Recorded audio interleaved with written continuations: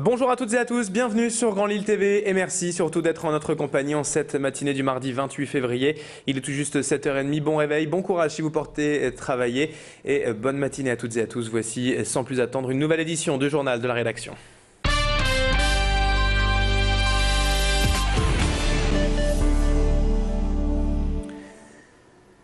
Depuis plusieurs mois, la région Nord-Pas-de-Calais connaît une importante recrudescence des vols de métaux et notamment du cuivre, conséquence directe du prix assez élevé de ces matières premières sur le marché. Et pour lutter donc contre ces vols à répétition dans la région, la préfecture du Nord et la Fédérec, la Fédération des entreprises de recyclage, ont signé une convention il y a quelques jours, notamment pour protéger l'avenir économique de ces sociétés. Les vols de métaux ayant en effet augmenté de près de 28% en 2011 dans le Nord, ce qui représente tout de même plus de 1500 faits constatés. Ces vols concernent surtout les sites de RDF, de la SNCF, de France Télécom et des chantiers, pour des vols de câbles bien souvent. Au cœur de cette convention, 4 axes majeurs ont été définis, le tout pour lutter efficacement contre les vols et permettre aux entreprises lésées de réduire leurs préjudices. Explication complémentaire avec Jean-Christophe Bouvier, le directeur de cabinet du préfet du Nord, au micro de Clément Carion. La situation du Nord fait que vous avez la possibilité de sortir très rapidement avec ces métaux et de vous retrouver en Belgique, donc de rendre plus difficile la recherche des responsables. Mais d'une manière plus générale, je crois que, et malgré les efforts mis en œuvre par les entreprises et par les forces de sécurité pour lutter contre les voleurs, l'augmentation des coûts des matières premières est la cause principale de l'augmentation des vols.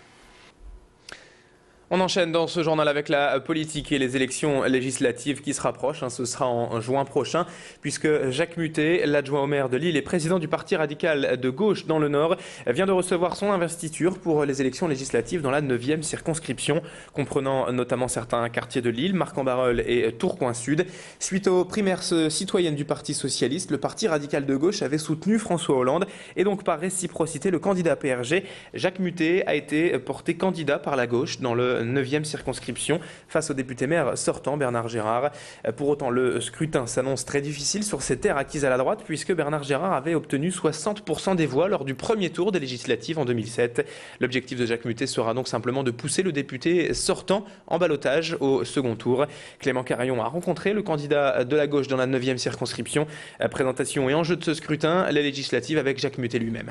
La droite y est bien implantée, notamment au travers de Bernard Gérard, donc le député maire sortant. Bon, c'est quelqu'un que je connais bien puisque je le fréquente à la communauté urbaine. En plus, c'est le président des PARECA, donc on est tous les deux dans le monde du commerce. C'est quelqu'un qui a une certaine élégance. Pour autant, c'est le représentant dans le nord de l'UMP, et donc à ce titre-là, je le combattrai. Mais on essaiera, et je pense qu'avec lui, ça se fera correctement. On peut se combattre pour autant en restant dans les limites de la courtoisie et de l'élégance. On vous en parlait déjà hier sur notre antenne vendredi dernier. L'inspection d'Académie du Nord a dévoilé les contours de la rentrée 2012 pour la région et notamment les chiffres des suppressions de postes. Plus de 1000 emplois devraient ainsi disparaître en septembre prochain dans l'Académie de Lille. Ce à quoi les syndicats d'enseignants n'ont bien sûr pas tardé à réagir en dénonçant une fois de plus cette politique de l'éducation nationale. Sur ces suppressions de postes, 399 concernent le premier degré, 589 le second degré et 32 les emplois administratifs. Selon le rectorat, cette politique vient en réponse à la baisse démographique car le département du Nord comptera 1300 élèves de moins à la rentrée prochaine. Mais les syndicats, eux, s'insurgent contre ces chiffres et les réductions des effectifs chaque année. Et Clément Carion a rencontré donc pour nous la responsable de la CGT Éducation dans le Nord. Réaction de Fabienne Hung aux chiffres de l'inspection d'Académie au micro de notre reporter. La CGT Éducation doit revendiquer, c'est un collectif budgétaire pour obtenir de nouvelles créations de postes dans l'éducation nationale, en sachant que la solution ne consistera pas à prendre des postes ailleurs dans la fonction publique, qui a vraiment besoin d'ouvrir de nouveaux postes au concours sur fonds propres. 7h34, en bref, mais en images, sur Grand Lille TV, l'agence de représentation de l'Espagne à Lille va prochainement fermer ses portes. Après l'Italie et le Portugal, voilà donc une nouvelle représentation consulaire qui s'en va de la capitale des Flandres.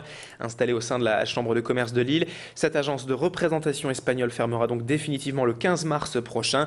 Arrivé en 1817 à Lille, le consulat espagnol avait déjà fermé en 1998 pour laisser la place à cette simple agence, mais qui permettait tout de même aux 6000 ressortissants espagnols de la région de bénéficier d'une présence administrative. Et aujourd'hui, il faudra donc désormais aller jusque Paris pour les services consulaires.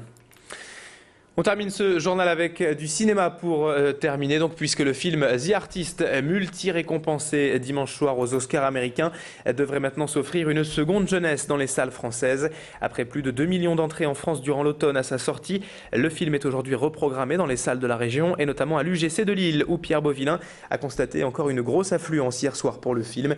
Effet Oscar oblige, beaucoup de spectateurs profitent de l'aubaine de cette reprogrammation pour voir enfin le film événement. Réaction de ces spectateurs lillois devant The Artist au micro de Pierre Beauvillain. Ça faisait longtemps qu'on voulait aller le voir et finalement c'est vrai que les Oscars ont relancé un petit peu la chose quoi. Et bon, c'est un franc succès quoi, c'est vrai, un beau cocorico. Il n'était pas encore primé aux Oscars et là maintenant qu'il y est, on va le voir. Et on aurait dû le voir avant effectivement. C'était prévu depuis 5 jours. J'avais envie de le voir, alors voilà, c'est tout ça. Je l'ai suivi dans Un gars, une fille. Et puis ça m'intrigue de le voir dans un rôle un peu plus sérieux et version Charlie Chaplin. Et c'est la fin de ce journal. À suivre, la météo, l'infotrafic, toujours en direct. Excellente journée à toutes et à tous sur Grand Lille TV.